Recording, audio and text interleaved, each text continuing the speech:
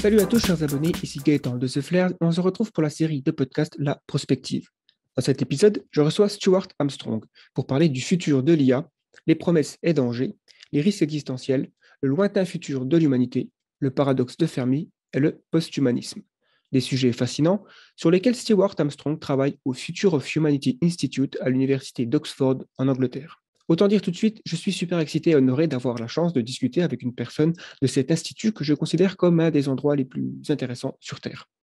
Stuart est anglophone, parle très bien français, donc vous ne devriez pas avoir trop de problèmes à le comprendre, bien que certains termes techniques soient en anglais. On vous rappelle que vous pouvez choisir de regarder ce podcast sur YouTube directement, ou alors d'aller sur votre application de podcast préférée et de chercher The Flares pour télécharger l'audio sur votre téléphone. Profitez-en pour vous abonner et nous donner une petite revue, ça nous aide beaucoup à être plus visibles par les algorithmes de ces plateformes, quoi.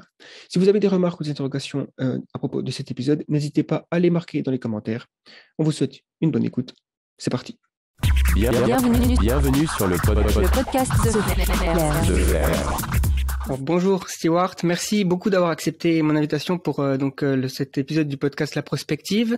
Je vais commencer par vous demander si vous pouvez vous présenter et sur quoi travaillez-vous. Bonjour, je suis Stuart Armstrong. Je travaille à l'université d'Oxford dans l'Institut du futur de l'humanité et je travaille sur l'intelligence artificielle, sur ses risques et sur l'alignement, donc plus ou moins pour comment s'assurer que les intelligences artificielles font ce que l'humanité voudrait qu'elles fassent. Et donc, est-ce que vous pouvez aussi décrire un petit peu plus The Future of Humanity Institute, quels sont les grands objectifs de cet institut? C'est dans le département de philosophie. Ça a été fondé par James Martin, qui est malheureusement décédé maintenant, qui a fait beaucoup d'argent dans l'informatique et qui a fondé divers instituts pour à plus ou moins long terme pour améliorer l'avenir de l'humanité. Nous, c'était le plus long terme, le plus spéculatif. Donc, on s'adresse aux grands risques, peut-être de probabilité pas trop élevés, mais les grands risques à long terme pour l'humanité. Les grands risques et les grands potentiels positifs pour l'humanité.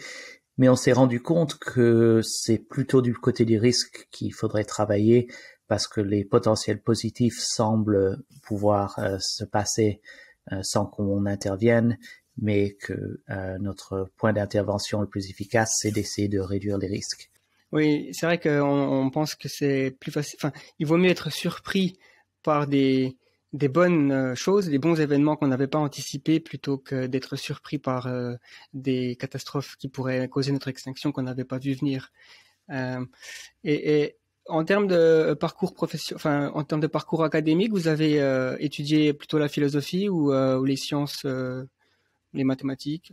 Donc, j'ai commencé en mathématiques, en géométrie différentielle, puis j'ai fait un peu de biochimie, computational biochemistry en anglais. Ouais, je pense biochimie informatique. Biochimie informatique, quelque chose comme ça, oui.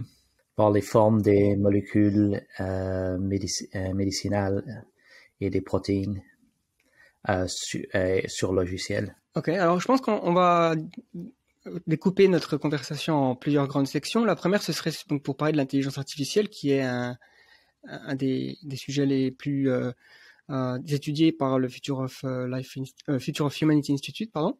Alors déjà, est-ce que vous pouvez décrire ce qu'on entend par une AGI, c'est-à-dire donc en français une IAG, une intelligence artificielle générale, et aussi le concept de super intelligence artificielle?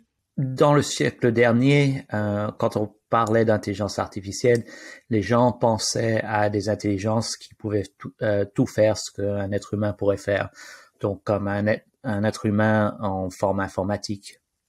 Il s'est avéré que on pouvait avoir des performances étonnantes dans des endroits très restreints, comme les voitures qui pouvaient se conduire toutes seules.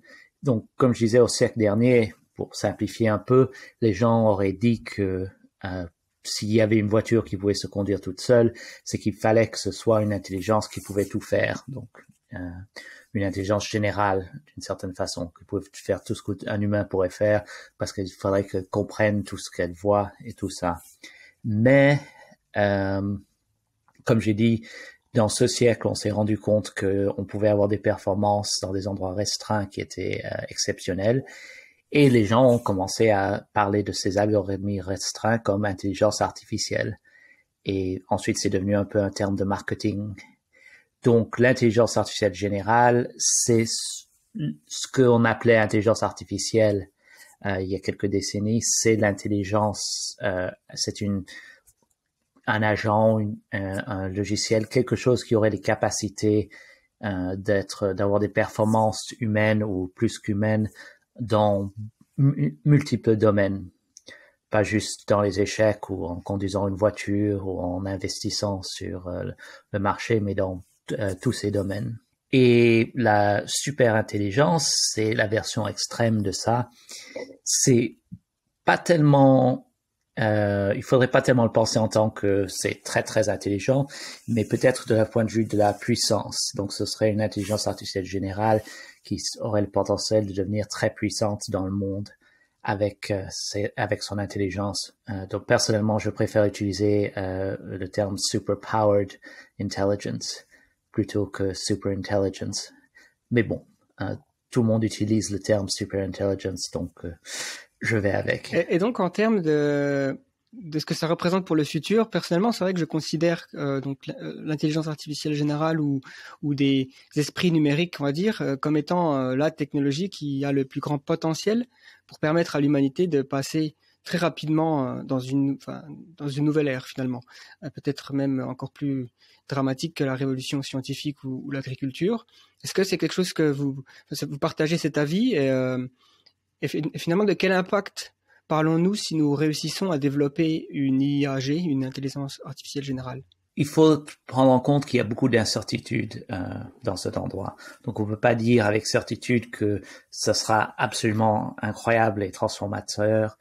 Il y a des chances que ce sera une transformation beaucoup plus petite que ce à quoi on s'attend. Mais d'un autre côté, ça pourrait être aussi beaucoup plus grand que ce à quoi on s'attend. Donc, ça devient très nébuleux parce qu'on est en train de parler d'entités qui seraient plus intelligentes que nous, donc que l'on ne comprendrait pas nous-mêmes maintenant. On ne sait pas quand elles pourraient exister, on ne sait pas quelle forme elles pourraient. Donc, ça devient rempli d'incertitudes.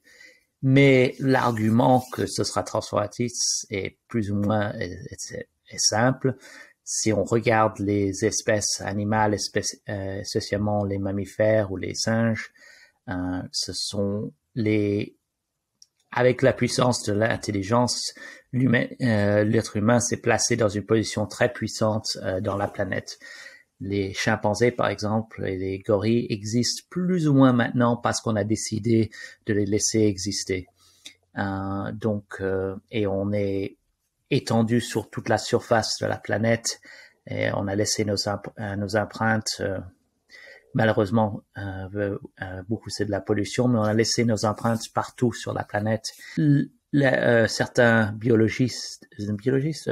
certains appellent l'ère présente l'anthropocène pour bien dénoter l'influence humaine sur toute la planète. Donc l'idée étant, si on a une intelligence qui serait supérieure à l'être humain ou beaucoup plus rapide ou qui pourrait être copiée beaucoup plus rapidement, ce serait passé à un stade supérieur et ce que la planète deviendrait, ce que cette intelligence voudrait qu'elle devienne. Donc, ça me semble plutôt probable qu'il y aura des transformations massives dans la planète, dans l'espèce humaine et peut-être dans le système solaire et peut-être même la galaxie parce que les intelligences artificielles pourraient voyager mieux dans l'espace que nos corps biologiques. Donc il y a au moins le potentiel d'avoir une révolution à une échelle beaucoup plus grande que ce qu'on n'a jamais eu dans l'histoire de la planète. Ouais, ce serait finalement une sorte de nouvelle révolution cognitive où une nouvelle intelligence débarque sur la planète et Comment vous imaginez que cette intelligence pourrait être développée par rapport à toutes les techniques qui sont utilisées aujourd'hui, le machine learning, ou alors est-ce on pourrait imaginer plutôt une approche brute, c'est-à-dire brain emulation, donc l'émulation du cerveau, qui est aussi quelque chose qui est souvent proposé. Est-ce que vous avez, pour l'instant, dans vos recherches, si vous devez miser sur une technologie qui pourrait mener le plus rapidement à une IA générale, ce serait laquelle? J'essaie en fait de ne pas trop me pencher sur la question de comment exactement on pourrait l'avoir, parce que j'essaie de développer des méthodes qui pourraient marcher, quelle que soit l'approche qu'on utilise pour développer cette intelligence artificielle. À long terme, le brain emulation est assez intéressant parce que ça pourrait permettre de développer une intelligence artificielle générale sans vraiment comprendre ce qu'on fait. Donc c'est juste en copiant ce que la nature a déjà fait, en copiant le cerveau humain. Donc ça, et les échelles de ça, on parle de 80 ans à peu près pour les diverses technologies. Ça peut fluctuer un peu. Mais donc d'une certaine façon, c'est le point, non pas le point neutre, c'est en fait la technologie sur lequel on pourrait parler le plus. Parce que ce serait des esprits plutôt humains, même s'ils existeraient sous forme logicielle, et on a des échelles de temps que ça pourrait prendre qui sont plus ou moins crédibles. Mais je m'attends personnellement à ce que ce soit développé avant cela et utilisant d'autres technologies, donc plus classiques que pour des algorithmes qu'on utilise aujourd'hui ou dans le futur proche, mais pour lequel je ne sais pas. Les variantes du deep learning et d'autres function approximations semblent se développer très bien pour le moment. Il n'y a pas vraiment pour le moment d'intelligence générale, mais il y a certaines traces dedans. Donc que de plus il devient grand, plus il y a de transfer learning, comme on l'appelle, quand on peut prendre quelque chose dans un domaine et le mettre dans un domaine proche. Mais je n'ai pas vraiment de sentiment très fort sur quel pourrait être le chemin vers le développement de cette technologie. Et comme je disais, j'essaye d'être agnostique pour quel serait le design. Oui, parce que c'est vrai qu'on peut se dire que peu importe comment elle est faite, une fois qu'elle est entre guillemets mise au monde, l'impact est là et donc il vaut mieux réfléchir plutôt aux impacts. En parlant de rapidité, il y a aussi cette idée qu'il pourrait y avoir un passage très rapide entre une intelligence artificielle de niveau à peu près humain à une intelligence qui dépasse de très loin l'ensemble de l'humanité. Donc on appelle ça en anglais take-off, décollage. Il pourrait être soit lent, donc c'est-à-dire peut-être sur plusieurs années, ou alors très rapide. Quel est encore une fois, je ne sais pas si vous vous focalisez là-dessus, mais est-ce que il y a certains indices qui pointent sur l'un plutôt que l'autre, c'est-à-dire décalage rapide plutôt que lent ou l'inverse?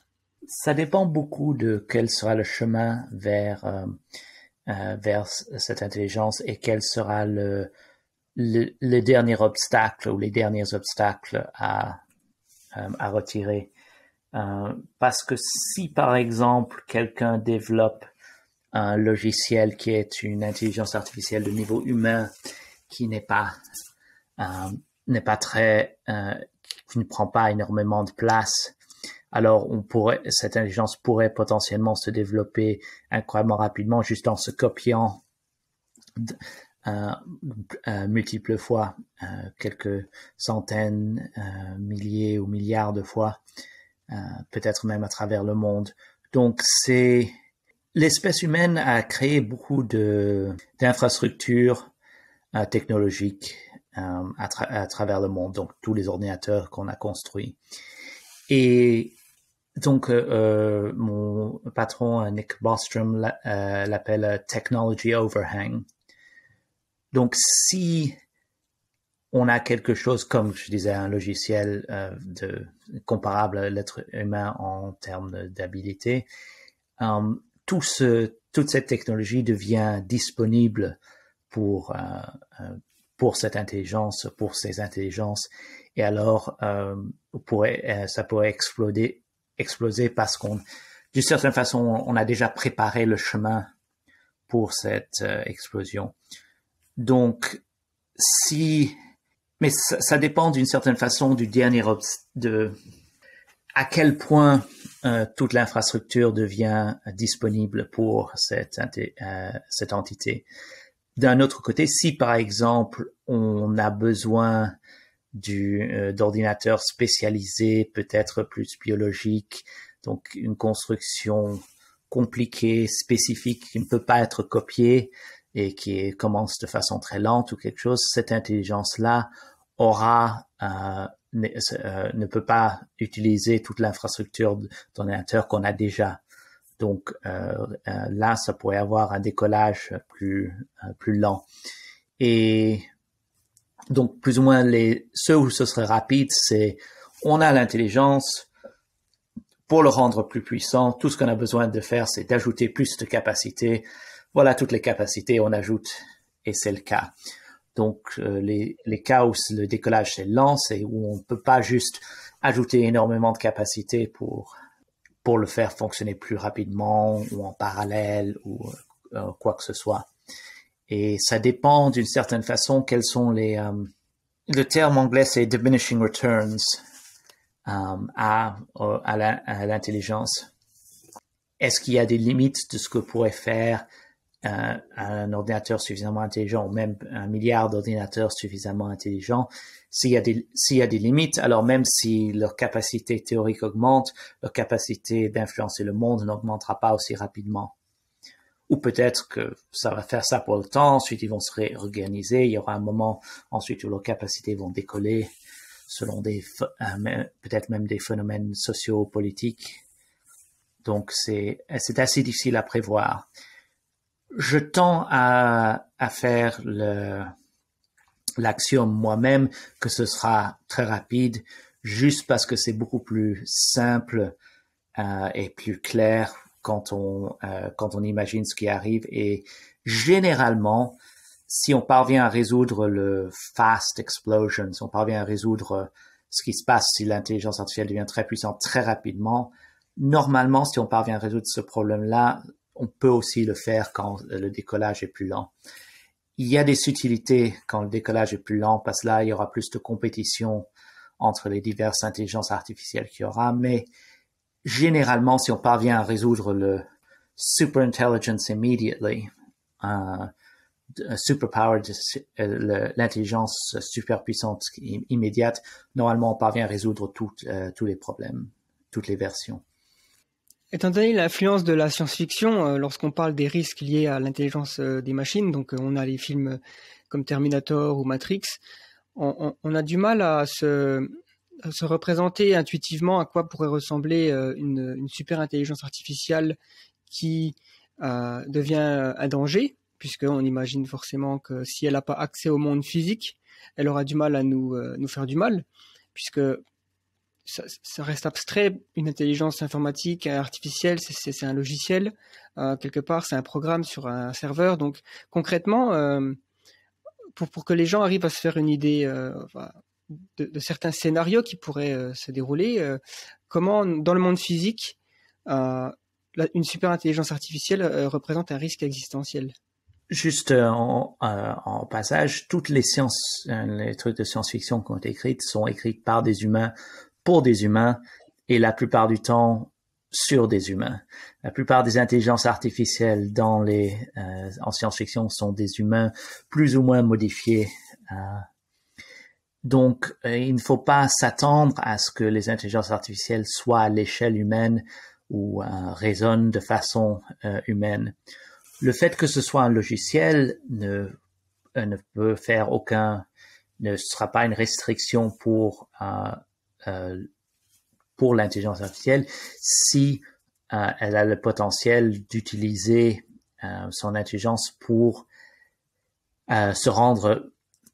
Juste un exemple, par exemple, ce serait si le logiciel pourrait faire de la réorganisation économique d'un État ou quelque chose, ou d'une corporation, beaucoup plus efficacement que tout être humain puisse le faire. Donc, dans ce cas-là, qu'est-ce qu'on va faire? On va s'en servir.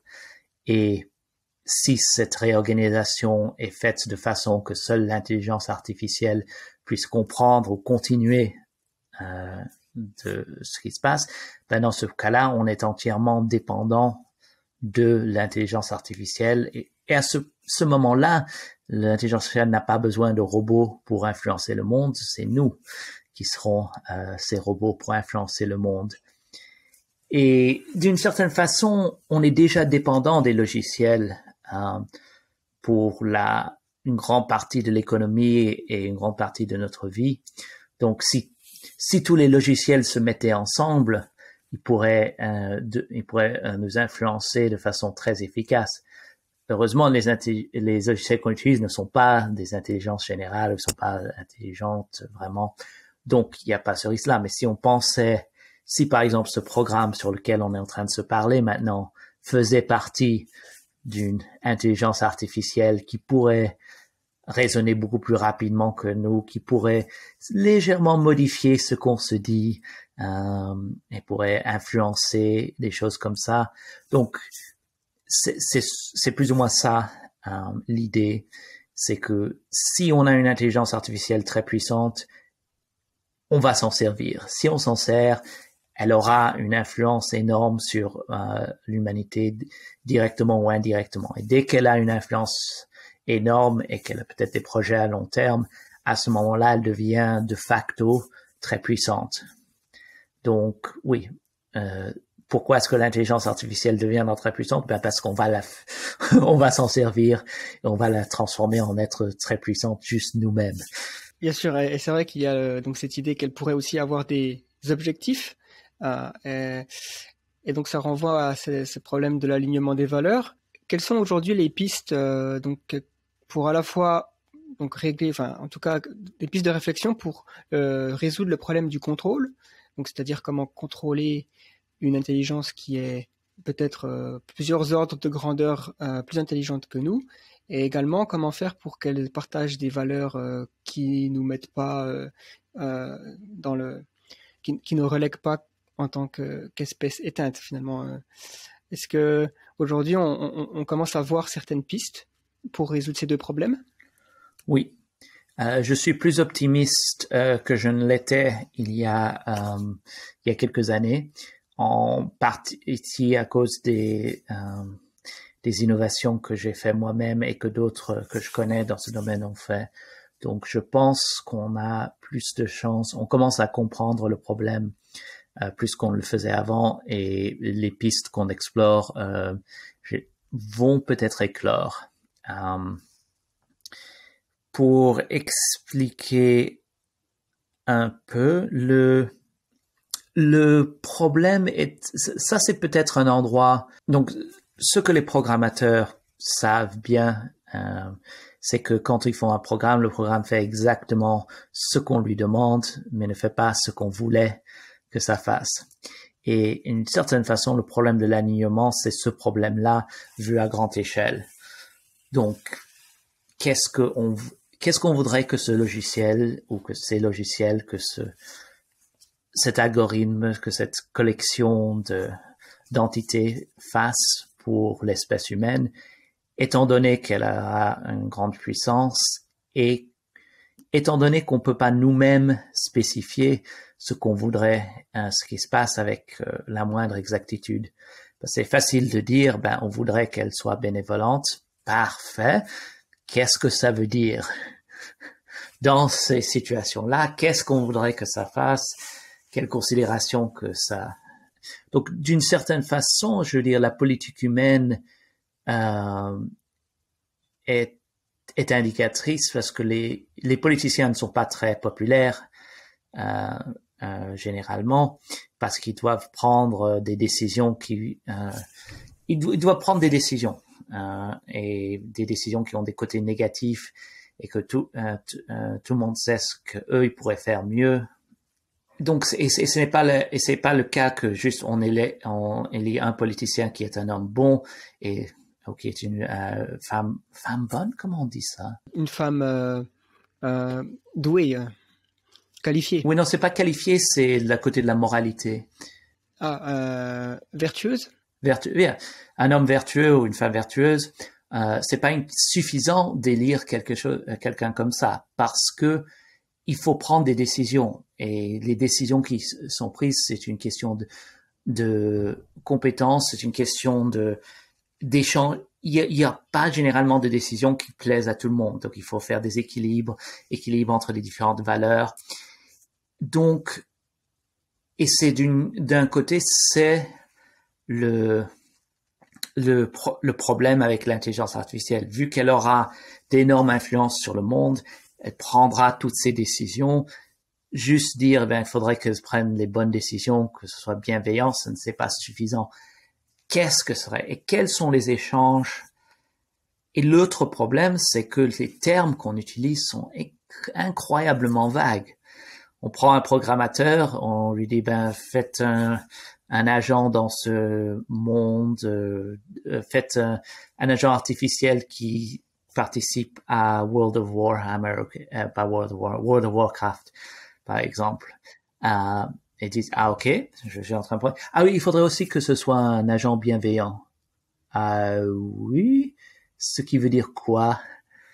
Et donc, c'est ça à l'échelle de la planète, du futur de l'espèce humaine. Donc, d'une certaine façon, il faut résoudre toute la philosophie, tout l'alignement politique, et mettre ça en code sans la moindre erreur. Bon, c'est pas aussi impossible que ça laisse entendre là, mais c'est ça le problème. Donc, ces intelligences artificielles seront des entités, c'est pas des entités humaines. Donc, on peut pas s'attendre à ce que si, par exemple, pour les êtres humains, il y a des connotations dans ce qu'on fait. Donc, si quelqu'un laisse passer si quelqu'un accompagne les vieux à travers la route ou quelque chose comme ça, ou est gentil et pardon, mon français là, je suis en train de tout perdre. Mais si quelqu'un est très gentil avec tout le monde qu'on rencontre, on se dirait cette personne, elle est gentille, c'est une qualité innée.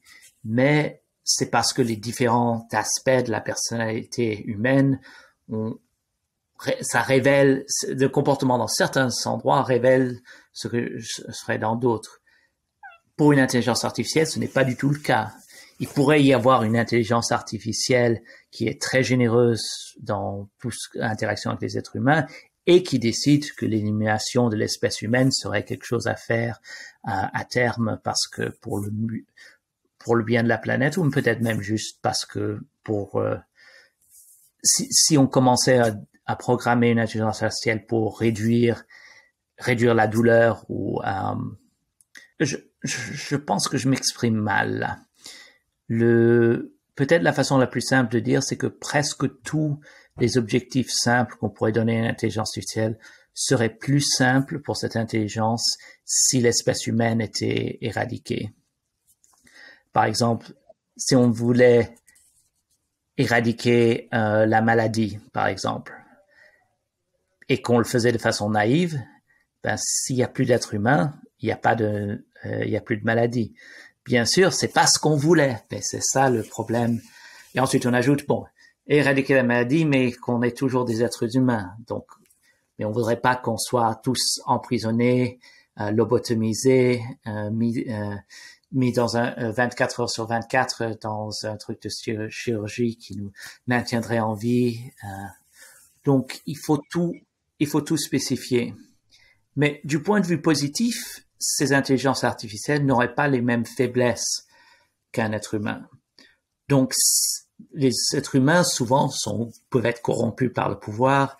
C'est quelque chose qu'on connaît très bien. On est hypocrite. On a d'autres problèmes. Mais si jamais on pouvait aligner une intelligence artificielle sur le fleurissement de l'humanité, alors ce sera le cas, que ce soit une intelligence faible, moins puissante ou toute puissante, elle ne changera pas quand elle augmentera en puissance. Donc, c'est des intelligences vraiment non humaines, extraterrestres d'une certaine façon, pas extraterrestre littéralement, ce serait sur la planète Terre, bien sûr, mais ce sera une entité qui penserait d'une façon qu'on ne puisse pas comprendre, qu'on puisse pas comprendre facilement. Finalement, que dans l'espace des esprits possibles, l'espèce humaine n'est qu'un petit bout de ce paysage, de cet espace, et on pourrait dire que l'intelligence artificielle pourrait finalement résider dans tous les autres coins de l'espace des possibles, des esprits possibles, et donc la probabilité que on développe une IA qui soit exactement comme nous dans l'espace des possibles, des esprits possibles, est finalement assez faible. J'imagine si on imagine ça comme ça. Les cerveaux, les uploads, les whole brain emulation, les cerveaux humains du format informatique, ça serait beaucoup plus humains. Donc, ça aura les forces et les faiblesses d'êtres humains. Donc, mais à part ça, oui, les logiciels. Je veux dire, même si on regarde les logiciels d'aujourd'hui, ça peut être, si on regarde AlphaZero qui gagne au Go et au Shogi, ok, ce n'est pas une intelligence générale, c'est un idiot comparé à un être humain dans les capacités générales, mais c'est une intelligence. Est-ce qu'on peut le comprendre? Non. Est-ce qu'on peut le parler? Non. Donc, les intelligences générales pourraient être de ce type-là, beaucoup plus intelligentes, beaucoup plus manipulatrices potentiellement, mais qu'on ne peut pas comprendre de façon humaine ou en pensant aux émotions humaines. Quand vous imaginez, par exemple, on a mentionné un petit peu les politiciens, est-ce que ça vous arrive de discuter avec des politiciens ou est-ce que le Future of Humanity Institute des fois discute avec des politiciens, est-ce qu'ils comprennent les enjeux de l'intelligence artificielle sur le long terme? Donc on a eu certaines discussions. Les discussions les plus efficaces qu'on peut avoir sont avec les bureaucrates plutôt que les politiciens. Donc les civil servants, on les appelle en Angleterre. Donc donc ceux qui font les détails des plans et donc quand ils font des considérations pour militaires, les considérations économiques et qui font et puis considérations de sécurité. Donc c'est avec eux qu'on tend à avoir les plus de connexions positives. Parce que les politiciens sont obligés de penser de façon à court terme et leur vue est plutôt à la grande échelle plutôt que des points de vue techniques. Et il faut pour le moment, il faut que ce soit beaucoup plus technique parce que la différence entre une approche qui est très efficace et une approche qui n'est pas efficace du tout peut être très petite. Donc oui, donc juste pour dire qu'on a des connexions avec les bureaucrates dans divers gouvernements et c'est ces plans-là à long terme où on peut voir faut ajouter ceci ou faut retirer ceci, c'est là qu'on semble avoir le plus d'influence positive. D'accord. Et en parlant évidemment de futurs positifs, vu qu'on a beaucoup quand même discuté là sur ce qui pourrait mal tourner si on développe des intelligences artificielles générales et des super intelligences artificielles, si on réussit à résoudre les problèmes donc du contrôle et de l'alignement des valeurs, autrement dit si nous avons une super IA alignée ou plusieurs, ça pourrait évidemment se traduire par beaucoup de points positifs et avoir des futurs désirables. Est-ce que vous pouvez décrire quelques trajectoires positives pour le futur de l'humanité si nous réussissons à relever ces défis? Pour commencer, la fin de la fin de la pauvreté absolue à travers le monde et à travers tous les pays. La pauvreté relative, c'est un peu plus compliqué, beaucoup plus compliqué, mais la pauvreté absolue, d'une certaine façon, c'est qu'il y a, c'est un peu simplifié, mais c'est plus ou moins, il y a des gens qui n'ont pas assez de trucs, qui n'ont pas assez d'eau potable, qui n'ont pas assez de maisons, qui n'ont pas assez de nourriture ou d'électricité, et construire et organiser l'infrastructure, ce sera quelque chose que sera très facile pour ces super intelligences à faire. Les êtres humains peuvent déjà le faire, donc il faut passer juste à la vitesse supérieure. Donc, on pourrait aussi résoudre la grande majorité des maladies d'aujourd'hui avec un contrôle, avec le contrôle très précis et les innovations que ces intelligences pourraient faire. On pourrait résoudre même les maladies mentales, par exemple, parce qu'il y a certaines interventions comme le Cognitive Behavioral Therapy. Il y a des interventions qui ont un certain niveau d'efficacité. Le problème, c'est que les thérapeutes coûtent cher. Donc, si on pouvait l'avoir de façon logicielle et de façon répétée, on pourrait le faire parfaitement. Donc, on pourrait imaginer qu'il y aurait un assistant pour chaque être humain qui veille à sa santé, qui veille à sa santé mentale. Aussi, ça pourrait essayer de lutter contre l'anomie ou le manque de but ou des choses comme ça. Parce que d'une certaine façon, si l'alignement résout, ça veut dire qu'on pourrait spécifier ce que serait une vie idéale ou une vie meilleure pour chaque être humain. Et ensuite, c'est juste une question de l'amener à cette situation-là. Et c'est là qu'on aura toutes les capacités qui seraient terrifiantes si elles étaient tournées contre nous sont maintenant en notre faveur. Et donc, je parle de ça pour ne pas suggérer que c'est pas juste comme on a les technologies d'aujourd'hui, mais elles sont plus avancées. Donc, on a des ordinateurs plus rapides et des voitures plus rapides ou quelque chose comme ça, et au mieux consommer de l'énergie. Si cette intelligence sera alignée socialement. Donc, ça veut dire qu'elle pourrait faire des interventions sociales et personnelles qui pourraient. Donc, si par exemple quelqu'un voudrait vraiment une vie d'aventure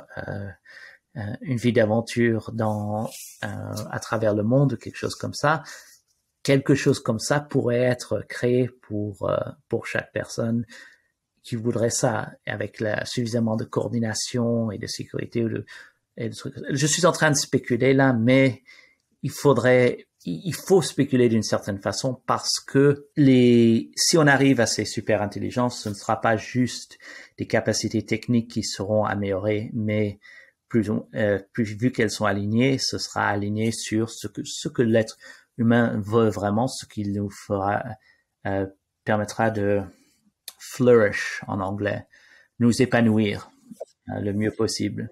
Mais bon, ça c'est si on a des super intelligences et qu'on sont alignés. Si on a juste des intelligences de niveau plus bas, les conséquences seront moins graves et moins positives. Donc plus ou moins quand on s'approche d'aujourd'hui, donc là où des logiciels juste un peu plus avancés qu'aujourd'hui, là il y aura très peu de conséquences dans une direction ou de l'autre. Donc, les risques et les bénéfices augmentent massivement comme le niveau d'intelligence ou la puissance de l'intelligence augmente. Très bien.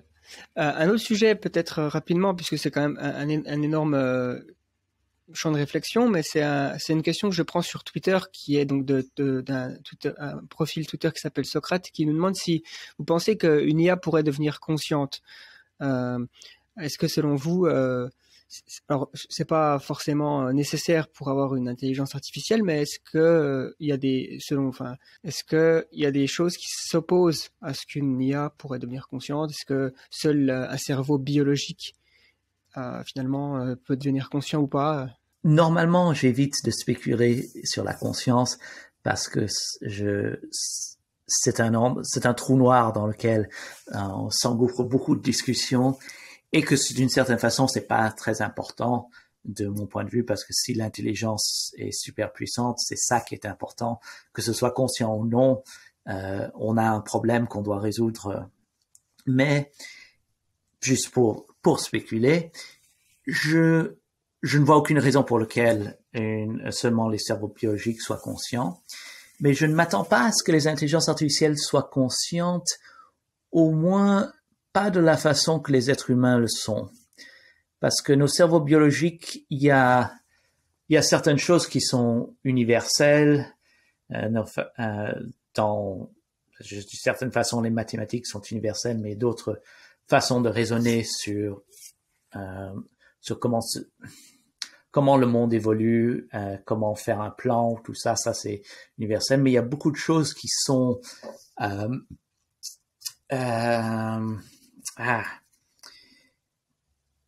comment on dit quelque chose qui n'est pas, ça aurait pu aller d'autres façons. Ce serait quoi en anglais? Contingent. Contingent, ça se dit? Ah ok, donc contingent. Par exemple, pourquoi est-ce que les êtres humains sont en colère quand on les surtout quand on les trahit ou quelque chose comme ça. D'une certaine façon, la colère est irrationnelle parce qu'à ce moment-là, c'est trop tard et les gens en colère normalement font beaucoup de dégâts sur eux-mêmes, donc c'est un truc négatif. Mais c'est la menace de la colère qui font que les gens sont beaucoup moins enclins à les trahir. Donc, l'émotion de la colère et du ressentiment, c'est quelque chose que l'évolution nous a donné pour qu'on puisse pas être exploité si facilement. Donc, c'est une solution évolutive à un problème général. Mais il pourrait y avoir d'autres solutions à cet aspect-là que cette émotion. Donc, il pourrait y avoir certains aspects de la conscience ou la plupart des aspects de la conscience, je suis sûr, sont là pour résoudre certains problèmes que l'évolution a confrontés quand notre intelligence a augmenté, quand on a communiqué en groupe, quand on doit coordonner en groupe et quand on doit réfléchir sur soi-même et tout ça. Et il est possible ou probable que les intelligences artificielles ont les mêmes problèmes à résoudre, mais qu'ils les résoudent de façon différente. Donc, je m'attends à ce que les intelligences artificielles aient quelque chose qui ressemble un peu à la conscience humaine, mais seulement sur certains aspects. Ce sera très différent sur certains endroits et similaire sur certains autres. Je peux pas prédire exactement lesquels seront lesquels, mais ma spéculation, c'est qu'elles auraient quelque chose qui aurait une similitude avec certains aspects de la conscience humaine, mais qui ne serait pas identique ou qui ne serait pas tellement similaire. Effectivement, oui. Est-ce que au final, la question qui pourrait avoir de l'importance, c'est est-ce qu'elles peuvent souffrir? Et là, on entre après dans est-ce qu'on doit augmenter notre cercle de compassion ou pas si on a des IA qui peuvent souffrir? Ça peut vite se transformer en un désastre si on reconnaît pas la souffrance des IA. Oui, et donc moi je voudrais d'abord résoudre le problème de l'alignement avec l'espèce humaine, mais si on a des intelligences, des IA qui peuvent souffrir et qui risquent de souffrir, il faudrait prendre ça en compte, soit le programmer dans les IA eux-mêmes pour qu'ils prennent en compte leurs propres souffrances ou les souffrances des autres là, ou mieux s'arranger pour qu'ils ne souffrent pas. Ça, je pense que ce serait plutôt plausible parce que la souffrance humaine ne semble pas nécessaire. Des renforcements négatifs semblent nécessaires, mais la souffrance de la force humaine ne semble pas nécessaire pour les entités intelligentes en général. Donc oui, si on crée une IA, mieux en créer une qui ne souffre pas qu'une qui pourrait souffrir. Et je pense que ce sera possible. Oui, pour éviter un désastre moral, comme on est en train de le faire avec les animaux dans l'industrie alimentaire intensive, par exemple. En termes de risque existentiel, donc là c'est peut-être une autre catégorie dans la discussion. Déjà, un des enjeux du siècle, En tout cas, voilà, un des objectifs, c'est de sortir de l'ère des énergies fossiles. Alors, c'est pas directement un risque existentiel, mais est-ce que c'est quelque chose qui rentre quand même un petit peu dans vos réflexions? Comment vous envisagez la transition de la civilisation vers un monde viable en termes de notre rapport avec l'environnement? Ben, je vais donner une réponse qui sera très décevante. C'est que il n'y a pas vraiment de grand challenge technique là. Plus ou moins, on a déjà un niveau de technologie qui nous permettrait de résoudre les émissions des effets de serre à grande échelle, surtout du point de vue de l'énergie. On peut générer autant d'énergie qu'on en produit aujourd'hui avec, par exemple, des panneaux solaires ou d'autres sources renouvelables. Et la technologie se développant, ce sera de moins en moins cher. Donc, c'est un problème politique et social de le faire, de comment faire la transition, comment payer pour la transition, et comment répartir les bénéfices et les problèmes et les coûts de la transition. Donc, je ne pense pas que ce soit un problème existentiel. Ça va coûter beaucoup d'argent dans les pays riches. Ça risque de tuer des gens dans les pays pauvres, ce qui est malheureusement la façon du monde aujourd'hui. Bon, pas juste aujourd'hui, ça a toujours été la façon du monde, mais je ne vois pas. Donc, il y a des coûts, il y a des choses horribles qui peuvent passer, mais je ne vois pas vraiment de scénario plausible qui commence par il y a l'effet de serre qu'on connaît aujourd'hui, il y a la destruction de l'environnement qu'on connaît aujourd'hui, blablabla, et l'humanité est finie. Donc, je veux dire, on peut faire beaucoup plus pour aider l'environnement et ça aide aussi l'espèce humaine parce qu'on bénéficie beaucoup directement, économiquement et d'autres façons. Donc, il y a beaucoup d'idioties qu'on fait aujourd'hui et il y a beaucoup de choses qu'on pourrait faire mieux, mais je ne pense pas que ce soit un problème existentiel. Et il y a beaucoup de choses qui sont horribles, mais qui sont pas de problème existentiel.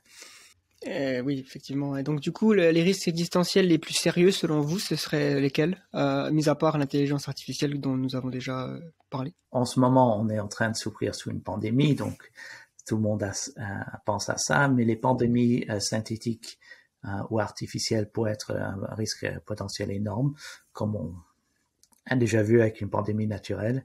Le risque de guerre nucléaire, je sais que c'est pas à la mode en ce moment, mais les armes sont toujours là. Il y a toujours un risque d'accident aussi dans cet endroit-là. Et donc, plus ou moins, il y a des risques de guerre, il y a des risques de pandémie, il y a les risques d'intelligence artificielle. Il y a certains risques d'astéroïdes, mais on est en train de les compter et il y a moins. Il y a moins de risques qu'on le pensait il y a 20 ans, je pense. Maintenant qu'on est en train de les recenser, les astéroïdes. Et d'ici 20 ans, dans le futur, je m'attends à ce qu'on soit suffisamment loin de la Terre dans l'espace qu'on pourrait s'en protéger avant que les astéroïdes nous arrivent dessus. Donc, ça, les problèmes des supervolcans, un autre que j'ai étudié, semblent être encore moins que ceux des astéroïdes. Donc, les plus grands problèmes pour l'humanité maintenant sont créés par l'espèce humaine. Donc, les guerres, les pandémies artificielles, l'intelligence artificielle, d'autres conflits. Donc, c'est le plus grand risque pour l'être humain, c'est l'être humain pour le moment. Et pour rebondir sur les problèmes environnementaux, il pourrait peut-être enclencher des conflits qui pourraient à nouveau ressusciter des craintes de conflits nucléaires. Donc, de ce sens-là, j'imagine que ça pourrait peut-être vaut mieux s'en préoccuper quand même pour éviter justement ces conflits. Oh, il faut s'en préoccuper pour des raisons économiques et pour même si on n'a aucune émotion envers la nature qu'on est en train de détruire, juste pour des raisons économiques, il faut le préserver. Mais je ne suis pas entièrement convaincu. Donc, ok, ici je suis en train de spéculer un peu. Mais quand j'ai regardé un peu sur les origines des guerres, les guerres ne semblent pas tellement se déclencher pour des raisons économiques ou pour des raisons de manque de ressources. Sauf peut-être pour le terrain, pour la nation et tout ça. Les guerres semblent se déclencher pour des raisons d'honneur, de crainte, de volonté d'expansion. Les guerres ne commencent pas tellement pour des raisons rationnelles. Et surtout maintenant, les guerres, oui, les guerres ne sont pas pour des raisons rationnelles et ne sont pas tellement pour le manque de ressources ou quelque chose de ce type-là. Donc, c'est possible, mais si on regarde, par exemple, on prend la Seconde Guerre mondiale, là, c'était parce que le ressentiment de Hitler et de l'Allemagne pour la défaite de la Première Guerre mondiale. Il n'y avait pas de raison qu'il y ait la guerre à ce moment-là. Ça n'a pas bénéficié l'Allemagne de le faire là, même à court terme. Et la Première Guerre mondiale était aussi complètement idiote. Je pense que pratiquement tous les combattants de la Première Guerre mondiale s'en sont sortis amoindris que ce qu'ils étaient avant. Donc et même on va dans le passé, c'est beaucoup plus, ça semble être beaucoup plus une question d'honneur ou d'agressivité que quelque chose de rationnel. À part peut-être un contre-exemple, hein, il y en aura forcément, mais le Japon, pendant la Deuxième Guerre mondiale, ils ont quand même eu un manque de pétrole à un moment donné, puisqu'ils bénéficiaient majoritairement d'importations venant des États-Unis. Et, ils savaient attaquer la Chine aussi, mais pour des raisons aussi d'expansionnistes. J'imagine que c'était pas que lié aux ressources, oui. Mais l'une des raisons pour lesquelles ils avaient un manque de pétrole, c'est parce qu'ils étaient dans un conflit que les États-Unis étaient contre. Donc, il y avait la possibilité de ne pas continuer ce conflit-là. Et le Japon n'a vraiment rien gagné de son conflit avec la Chine qui a duré plus de 10 ans et qui n'a vraiment n'a pas beaucoup bénéficié le pays. Oui, c'est compliqué, mais en général, les guerres ne semblent pas être si faciles à dire que là, il y a un manque de ressources, donc là, il y aura une guerre, ça semble être beaucoup plus humain que ça. Et donc ce problème des armes nucléaires, effectivement, qui est toujours très présent, comment on peut envisager de finalement sortir de cette menace permanente, puisque c'est difficile d'imaginer qu'on va continuer à ne pas les utiliser. Soit on s'en débarrasse complètement, soit on les utilise, mais ça paraît difficile. Il me semble que le philosophe Bertrand Russell utilise la métaphore comment on dit, quelqu'un qui marche sur un fil, un funambule, qui peut marcher sur un fil pendant peut-être 1 heure, mais il est irraisonnable d'envisager qu'il peut marcher sur un fil pendant 50 ans. On est un peu dans une situation pareille. Qu'est-ce que vous en pensez? Mais on marche depuis plus de 50 ans, ce qui est assez intéressant. Et on a eu quelques trucs où c'est passé très, très, très proche, surtout autour de Cuba. Et donc le problème, c'est que l'idéal, ce serait un monde sans armes nucléaires, mais s'il n'y a pas d'armes nucléaires, le premier pays qui pourrait les construire serait extrêmement puissant. Donc, je ne sais pas. Je dirais essayer de réduire essayer de réduire les conflits et essayer de réduire les tensions internationales serait une bonne idée. Je ne sais pas. Ici, ça devient compliqué parce qu'il y a certaines personnes qui pensent que la période de paix depuis 1945 ou depuis 1953 au moins, après la fin de la guerre de Corée, sont dues en grande partie aux armes nucléaires. Et c'est difficile de savoir si c'est le cas. Et parce que si c'est le cas, éliminer les armes nucléaires pourrait pourrait augmenter le risque de guerre conventionnelle. Si ce n'est pas le cas, donc ce qui serait peut-être possible comme but, juste en y pensant, ce serait quelque chose comme amoindrir le nombre d'armes nucléaires. Si il y a combien de pays nucléaires pour le moment? Il y a les 5 qui ont les membres permanents. Il y a Israël, il y a l'Inde et le Pakistan et la Corée du Nord. Ça nous fait 9. J'en manque un là ou pas? Non, je crois pas. Non. L'Afrique du Sud en avait, mais non plus. Donc, bon, mettons 9 à peu près. Je veux dire, si chacun de ces 9 pays avait 20 bombes nucléaires capables de détruire les capitales de ses rivaux, du point de vue de la protection, de la déterrence, c'est suffisant. C'est pas suffisant pour détruire d'autres pays, mais c'est suffisant pour que ce ne soit pas le pays ne soit pas envahi. Donc peut-être qu'on pourrait essayer de réduire les arsenaux.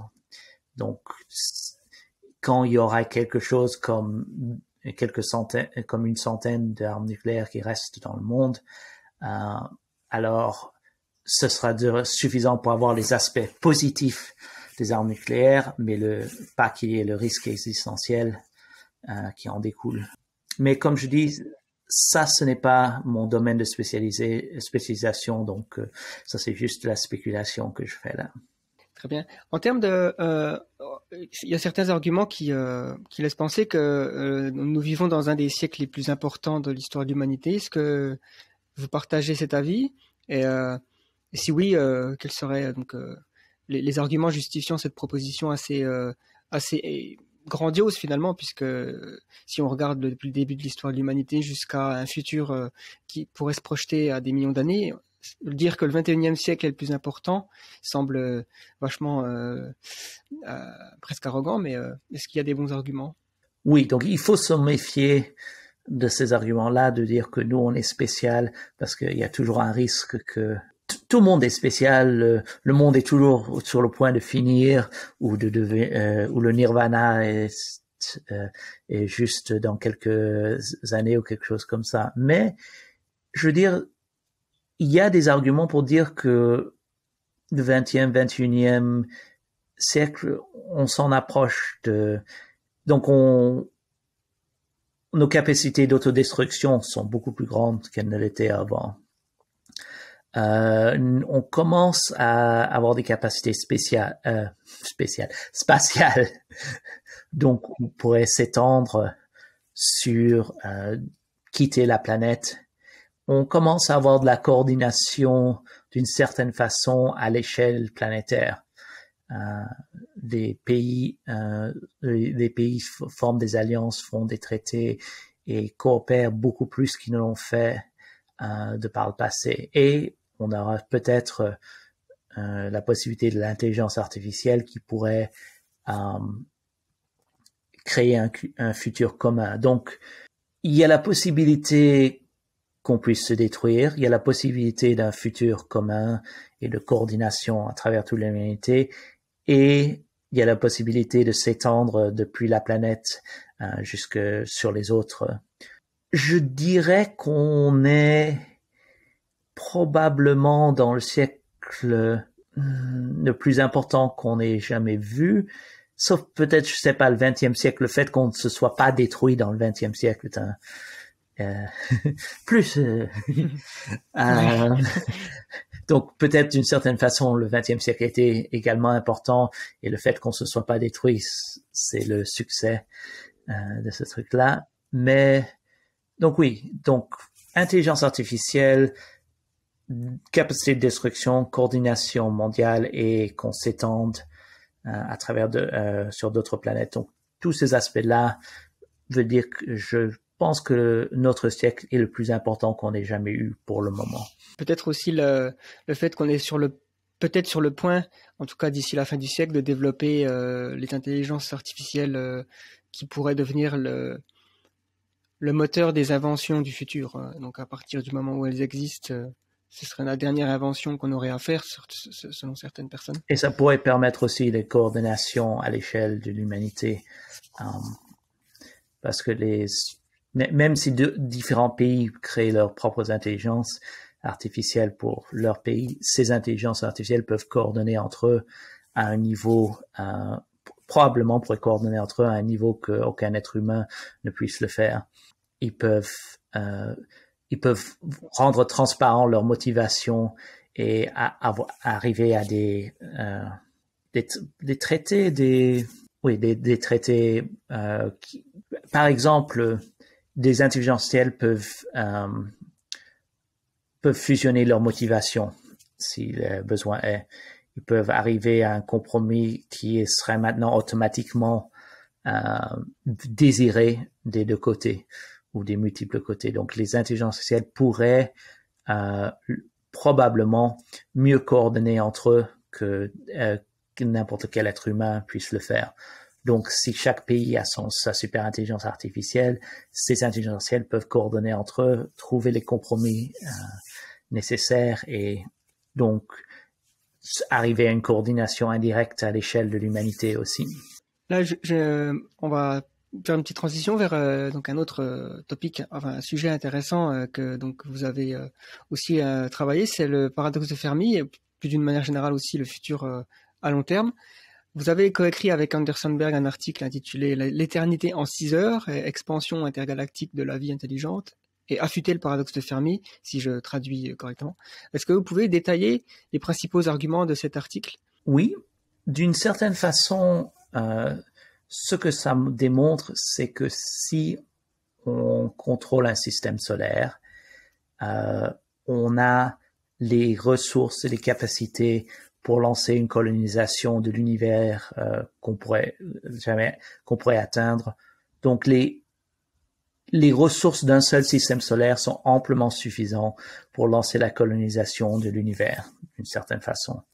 Donc, c'est pas qu'il y aura une échelle graduelle, on monte, on grandit, mais que juste les ressources d'une planète, des ressources d'un système solaire sont amplement suffisantes pour la colonisation de toutes les galaxies qu'on pourrait jamais atteindre.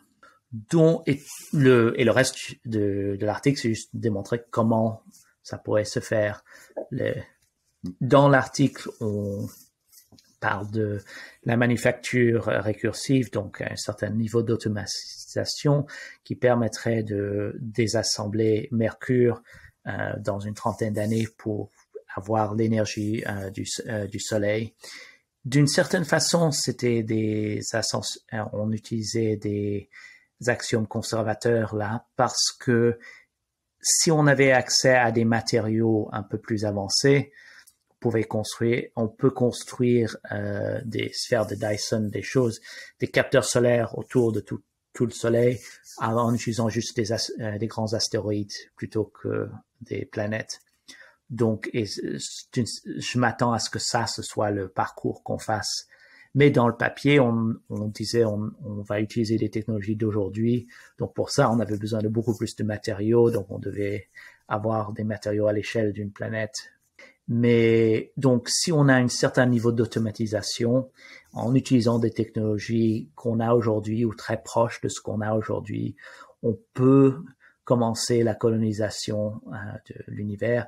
Et ce serait beaucoup plus facile, pour revenir à notre première conversation, si on avait des intelligences artificielles qui sont beaucoup plus compactes à envoyer dans l'espace que nos corps biologiques ou que une société entière. Et donc, qu'est-ce que cela nous dit par rapport au paradoxe de Fermi, qui est donc, pour récapituler, c'est l'apparent paradoxe que si l'univers est si ancien et vaste en termes de planètes, la probabilité qu'une autre intelligence se soit manifestée est grande et qu'on aurait des traces de leur présence. Et donc la question, c'est pourquoi on n'a pas de preuves. Qu'est-ce que votre papier nous dit par rapport à cette question de Fermi?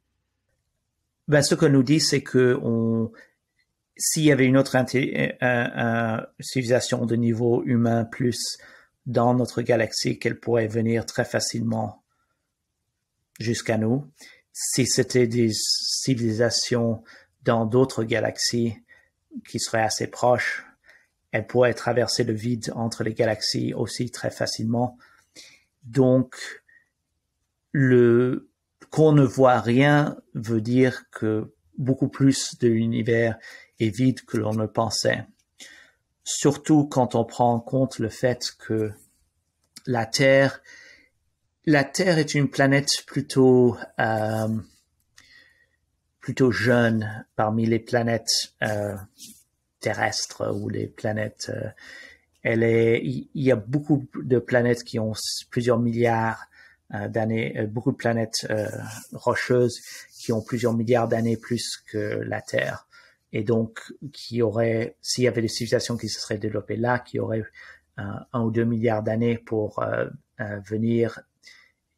Donc, oui, donc c'est ça qui aurait des conséquences, donc d'une certaine façon, vu que le transport interstellaire, intergalactique est plus facile qu'on ne le pensait, le fait qu'on ne voit pas d'extraterrestres devient plus un problème ou plus un signe qu'il n'y en a pas, que ce n'était le cas quand on pensait peut-être que c'est difficile de traverser le vide interstellaire. D'accord. Et quand vous dites que c'est facile de voyager déjà dans le vide interstellaire et aussi intergalactique, ça représente quelle propulsion, par exemple, et quelle est la taille des vaisseaux? Les fusées sont très inefficaces pour l'accélération et la décélération de même. Et si on l'utilise pour les deux, parce que la quantité de matière qui doit être utilisée pour une fusée, donc il faut jeter de la matière pour accélérer, mais il faut faire accélérer, il faut accélérer le reste de l'essence qu'on va ensuite jeter pour faire bouger le reste. Donc, c'est très inefficace. Si l'on peut ne pas avoir à transporter de fuel, l'essence, c'est pas exactement le bon mot. Le carburant, oui. Si on pourrait ne pas transporter le carburant, alors ça devient beaucoup plus facile. Et donc, on peut le faire au lancement, par exemple, si le vaisseau spatial avait une énorme voile solaire et qu'on mettait un laser dessus depuis le soleil, qu'on pourrait le faire à, je sais pas, à 1 année-lumière si c'est suffisamment grande comme voile solaire. Là, on peut faire une grande accélération et au lancement, on n'a pas besoin d'avoir du carburant. Et dans le papier, on a mis le carburant pour la décélération. On a considéré diverses technologies, fusion, fission ou antimatière. Mais je ne m'attends pas à ce que ce soit quelque chose comme ça qui se passe vraiment. Ce que je m'attends, c'est quelque chose qui utilise les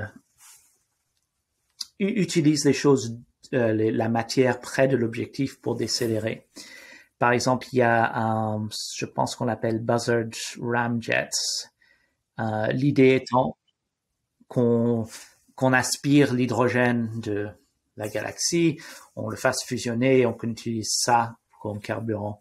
C'est très inefficace pour accélérer parce que quand on va vite, l'hydrogène qu'on aspire nous ralentit, donc ça ne marche pas pour accélérer, mais pour décélérer, c'est parfait. Justement, l'hydrogène nous décélère quand on l'a et ensuite on l'utilise dans la fusée. Et il y a différents modèles que j'ai construits. Donc, si ça se passe, alors les quantités de carburant qu'on doit transporter sont minimes et c'est plus ou moins quelle est la taille viable pour l'intelligence artificielle, pour l'être humain en suspension ou pour la société humaine qu'on doit transporter. On multiplie ça par peut-être un facteur de 100 ou quelque chose comme ça pour tout assurer dans la décélération. Mais c'est un peu... donc, on n'a pas besoin de beaucoup plus que ça. Par rapport au paradoxe de Fermi, ça nous renseigne qu'on est probablement les seuls à avoir notre niveau d'intelligence et donc ça rend le futur encore plus précieux, si c'est le cas. Et juste en parlant du paradoxe de Fermi, certaines explications du paradoxe sont que les civilisations avancées se détruisent toujours avant qu'ils puissent grandir dans l'espace. Et cet argument s'applique aux guerres nucléaires, aux pandémies, aux choses comme ça. mais ça ne s'applique pas tellement aux intelligences artificielles parce que justement, si l'humanité se fait détruire par les intelligences artificielles ce serait plus facile pour eux de grandir dans l'espace. Donc, on est plus ou moins sûr que les IA ne sont pas l'explication pour le paradoxe de Fermi. Donc en fait, il est peu probable que la galaxie soit peuplée d'intelligence artificielle extraterrestre finalement. Quand on essaie de réfléchir au futur très lointain de l'humanité, donc des timelines qui s'étendent sur plusieurs millions d'années, on peut être complètement dépassé par l'incertitude. Autrement dit, comment peut-on sonder l'espace des possibles de façon crédible? Il me semble que vous avez, en tout cas dans un de vos talks, dans une de vos conférences, parlé d'épistémologie des prédictions. Est-ce que vous pouvez peut-être nous parler de la méthodologie que vous appliquez pour essayer de réfléchir au futur très loin et pour vous assurer que vous arrivez quand même à décrire des choses qui sont possibles ou probables, plausibles? Il y a différentes méthodologies pour différents problèmes. Par exemple, le risque d'impact d'astéroïdes, on peut le projeter au moins de façon statistique très très très loin dans le futur, juste en utilisant des modèles de physique précis. Donc là, le risque d'impact d'astéroïdes, on en est sûr pour quelques millions d'années au moins. D'autres problèmes sont beaucoup plus incertains. Donc pour l'expansion dans l'univers, j'ai plus ou moins juste démontré que ce soit possible. Et ensuite, j'ai fait des arguments que si c'est possible, il est très improbable que l'espèce humaine ne le fasse pas pour diverses raisons. Donc là, et pour le raisonnement, l'intelligence artificielle, ben ça c'est pas tellement à long terme, c'est juste un siècle ou deux. Donc les raisonnements à long terme sont plus ou moins de regarder ce qui est possible, ce qui est possible et ce qui serait pour certaines valeurs plausible, et se demander ce qu'il faudrait faire pour que cela n'arrive pas. Et il faudrait une sorte de coordination planétaire d'extrêmement avancée que l'humanité ne se grandisse pas dans l'espace si elle continue comme une technologie, comme une civilisation technologique. Et il faudrait qu'elles ne veulent pas pour une raison ou pour une autre. Mais oui, à long terme, c'est difficile. Il n'y a pas, c'est pour ça que je ne fais pas de prédiction politique à cette échelle-là. Les incertitudes sont beaucoup plus grandes on peut même pas faire des prédictions du genre tous les empires ont fini, donc l'empire quoi que ce qu'on appelle d'aujourd'hui va finir. On peut même pas dire que nos civilisations d'aujourd'hui vont nécessairement se terminer. Sur des trillions d'années, oui, mais parce que il y a certains développements comme l'intelligence artificielle qui pourraient les préserver pendant des millions d'années très facilement. Donc, on est dans une situation vraiment, comme vous dites, sur un siècle très important, c'est donc aussi un siècle très unique. Un siècle où les pouvoirs destructeurs et pas créateurs, mais destructeurs et non destructeurs de l'humanité sont extrêmes. Donc, est-ce qu'il y aura des gorilles dans 3000 ans? Eh ben, pour ça dépendra de... Moi, je pense qu'il y a des chances que oui, mais c'est les êtres humains du futur qui vont déterminer ceci. Donc, comment faire ces prédictions sans savoir ce qu'ils seront? Oui, tout à fait. C'est vrai que tout ce qui concerne aussi les motivations, la psychologie, le social sont difficiles à prédire. Par contre, ce qui relève de la technologie, finalement, c'est basé sur les lois de la physique. Et donc, on peut on va dire, cartographier ce qu'il est possible de construire avec certaines capacités technologiques qui ne sont pas encore inventées aujourd'hui, mais peut-être qu'ils le seront dans 50 ans. Ou, par exemple, on sait que la fusion nucléaire, sur le papier, c'est possible, déjà parce que le Soleil le fait. Donc, il y a des raisons de penser qu'on pourra le faire aussi. Ouais, à long terme, on va y arriver. Il n'y a pas de doute sur ça, mais on ne manque pas d'énergie à l'échelle d'un système solaire.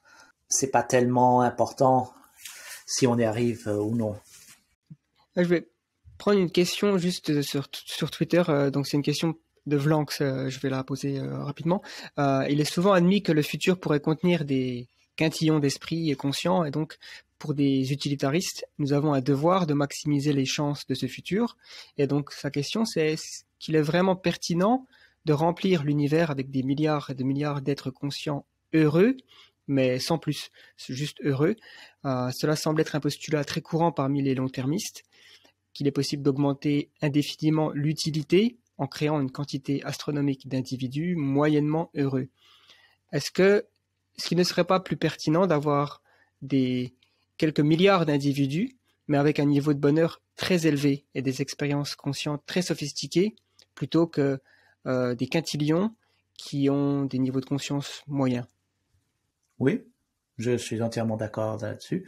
J'ai écrit quelques blogs sur ce point de vue-là. Ce dont on va parler, c'est le repugnant conclusion, l'idée que on peut toujours, au lieu d'augmenter le bonheur des gens qui existent, on peut juste en ajouter des gens qui sont juste au-dessus de le point de vue que leur vie vaille la peine d'être vécue, mais on en ajoute des quintillons et ça l'augmente. Ben, personnellement, moralement, moi, je préfère de loin la qualité que sur la quantité, là.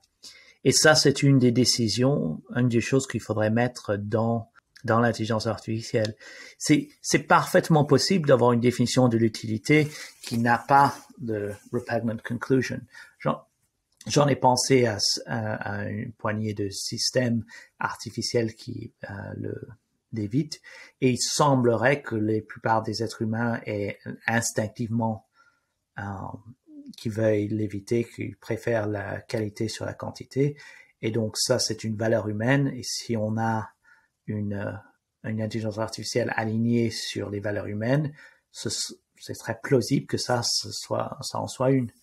Donc, d'une certaine façon, la façon d'y penser, c'est que les utilitarians, comme on les appelle, sont des conséquentialistes.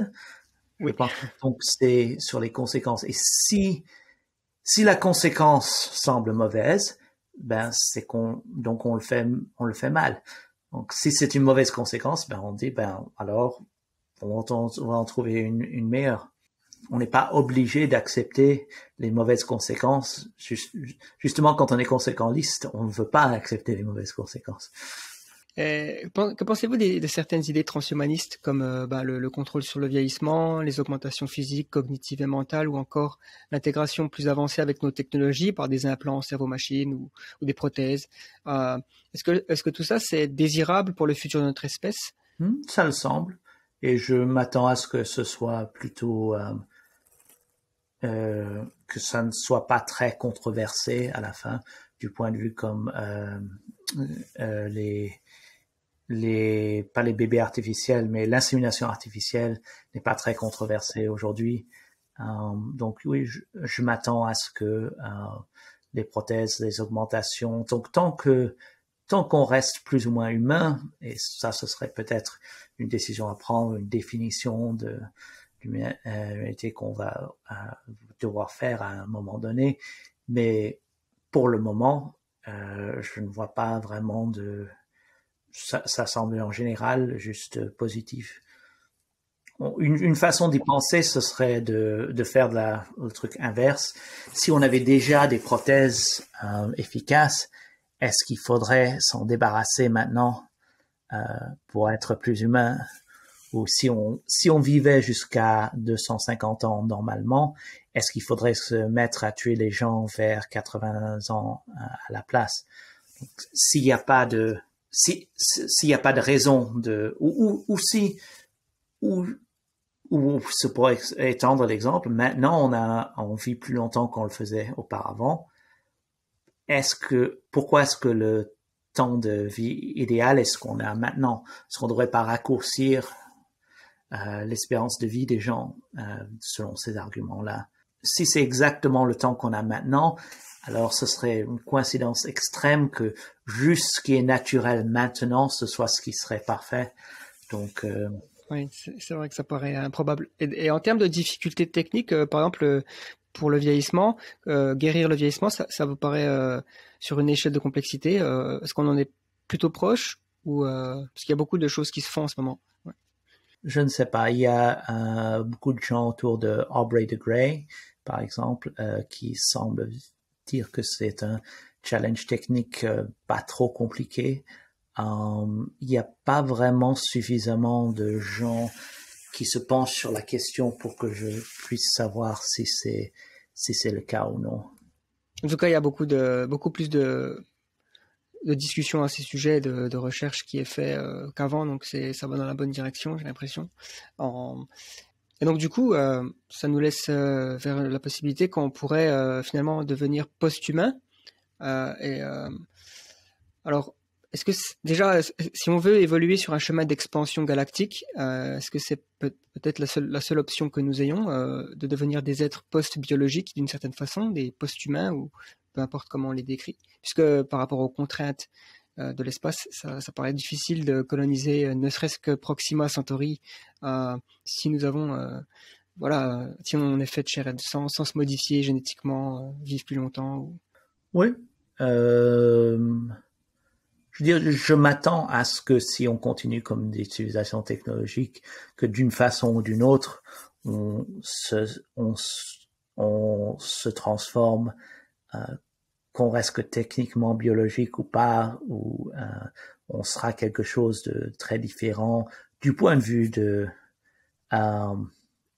du vieillissement surtout, mais donc juste parce que c'est ce que les gens ont tendance à vouloir, rester en santé plus longtemps, c'est ce qu'ils veulent. On y arrivera un jour ou l'autre si on continue sur ce chemin-là. Donc, mais je sais pas, que ce soit des uploads, qu'on devienne des machines, que nos corps soient augmentés de façon mécanique, qu'ils soient augmentés de façon biologique. Je sais pas exactement quelle trajectoire on va prendre, mais je m'attends à ce qu'on en arrive à, je veux dire, est-ce qu'on pourrait être considéré nous-mêmes post-humains par des humains du passé? Je pense pas, mais ouais, c'est-à-dire qu'on est quand même biologiquement très proche des humains qui vivaient il y a 50 000, 70 000 ans. Peut-être par rapport à des ancêtres comme Australopithèque. Donc, si on remonte à plusieurs millions d'années, où on a quand même des différences fondamentales avec la culture, peut-être. Mais je pense du point de vue pas juste la culture, mais si on perdait un membre, je veux dire, d'une certaine façon, l'idée qu'on puisse perdre un membre ou qu'on ne puisse plus marcher, mais qu'on puisse continuer de fonctionner comme citoyen producteur, ça c'est une idée un peu post-humaine de maintenant comparé avec le passé. Il y a beaucoup de choses qui nous caractérisent déjà comme des transhumains si on le mettre des lunettes, avoir des implants pour mieux entendre, tout ça c'est une logique très transhumaine et il n'y a pas de raison qu'on arrête de faire ce genre de progrès. Et les implants sont ce en quoi on pense quand on pense post-humain, mais d'une certaine façon, juste le téléphone là est plus post-humain que la plupart des implants qu'on a imaginés dans la science-fiction. C'est pas implanté dans nous, mais on a accès à tellement plus de possibilités que ce qu'ils pensaient. C'est évident. On a comment dire, outsourced certains aspects de notre mémoire ou notre cognition. Est-ce que vous croyez en une certaine forme de déterminisme technologique? Je veux dire, d'une certaine façon, il y a certaines choses qu'on veut faire avec la technologie. Il y a certaines choses qui sont possibles de faire avec la technologie. Si on remettait l'espèce humaine à l'âge de pierre, il n'y a pas tellement de façons différentes de refaire l'agriculture, de refaire la révolution industrielle. Moi, je pense qu'il y a un certain déterminisme technologique, mais je sais pas exactement si c'est ça que dans la question. Si, non, mais c'est aussi pour savoir la direction dans laquelle on se dirige et essayer de voir si on peut pas déjà anticiper certaines trajectoires. Ben, le problème, c'est que le déterminisme technologique, c'est très facile de le voir après. Oui. On voit clairement que à l'époque, c'était juste le charbon qui pouvait faire la révolution industrielle en Angleterre. Il n'y avait pas d'autres sources d'énergie suffisamment compactes. Mais c'était pas clair du tout à l'époque, et peut-être même qu'ils pensaient pas en termes d'énergie. Donc, qu'est-ce qu'on a besoin? Mais donc, le déterminisme technologique, c'est toujours très facile de le voir après. En tout cas, c'est intéressant de se poser la question, si on rembobine l'histoire humaine et on se rend compte que il y a certaines choses qu'on n'aurait juste pas pu faire autrement. Par exemple, la révolution industrielle n'aurait pas pu être lancée par les panneaux solaires, puisque c'était pas possible d'inventer les panneaux solaires avant la machine à vapeur, par exemple. Certaines personnes spéculent qu'on aurait peut-être pu commencer la révolution industrielle dans la Grèce antique, où il semblait avoir certaines inventions qui tendaient dans cette direction.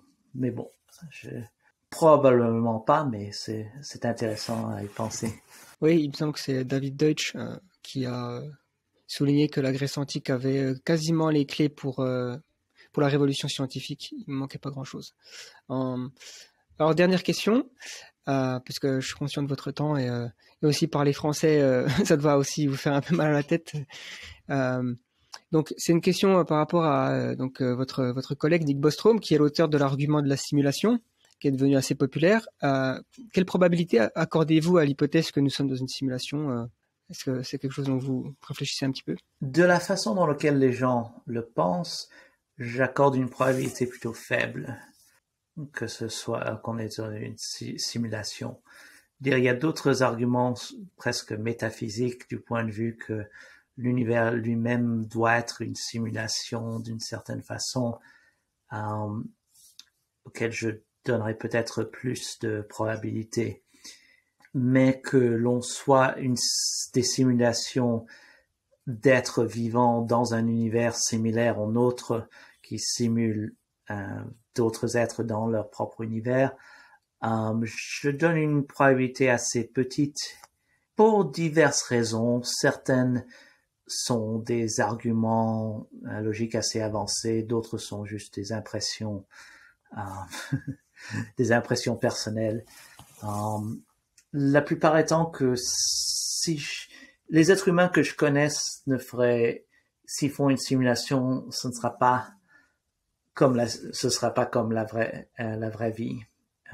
L'argument principal que j'ai, c'est que si on est dans une simulation, donc c'est pas un argument de probabilité directe, mais si on est dans une simulation, la conséquence de nos actions est beaucoup moindre, parce que il y a beaucoup moins qu'on puisse faire pour changer, et il y a peut-être, en dépendant des détails de la simulation, peut-être qu'il n'y a pas grand monde qui soit conscient et qui existe en vérité. Donc, d'une certaine façon, et si en fait c'est conscient et que c'est une simulation à l'échelle de la planète ou de la galaxie, alors son développement est plus ou moins le même que si c'était pas une simulation. Donc, si j'agis comme si ce n'était pas une simulation, si je prenais comme axiome ce n'est pas une simulation, alors les conséquences de mes actions sont beaucoup plus grandes que si ce n'était pas. Donc, d'une certaine façon, je peux ignorer la situation où c'est une simulation parce que là, mes actions n'ont pas vraiment de grandes conséquences. Donc, juste du point de vue utilitaire, on peut ignorer. Mais je suis pas entièrement sûr que la question soit si bien posée. J'ai quelques utiliser la notion de probabilité pour des choses de ce point de vue-là, ça peut être compliqué. Et il y a même des choses encore plus compliquées, comme peut-être que je suis simultanément une simulation et pas une simulation, du point de vue que dans un énorme univers, c'est un univers infini, il y a un Stuart qui est un vrai Stuart, qui a cette expérience mentale, et il y a un Stuart qui est un Stuart simulé qui a exactement la même expérience mentale.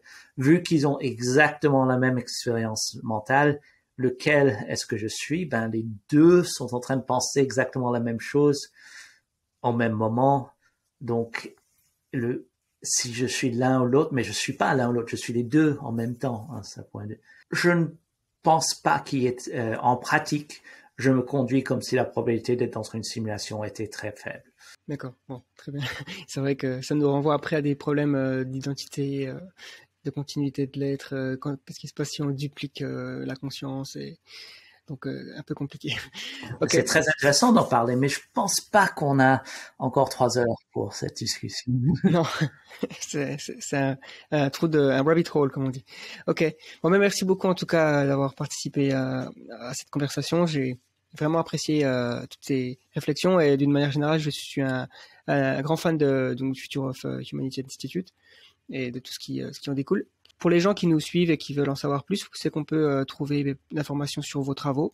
Donc, l'Institut Future Humanity a son propre site qui n'est pas très bien entretenu en ce moment. Je poste aussi beaucoup sur Les Wrong, Stuart Armstrong. J'ai posté énormément de choses. Certaines choses que je suis très fier, et d'autres dont je suis moins. Donc, la qualité n'est pas très on arrive en fin de l'interview et je perds tout mon français entièrement. La qualité est très variable. Ouais, je mettrai tous ces liens dans la description pour ceux qui veulent lire ces articles. Voilà. Merci beaucoup en tout cas. Je vais couper l'enregistrement.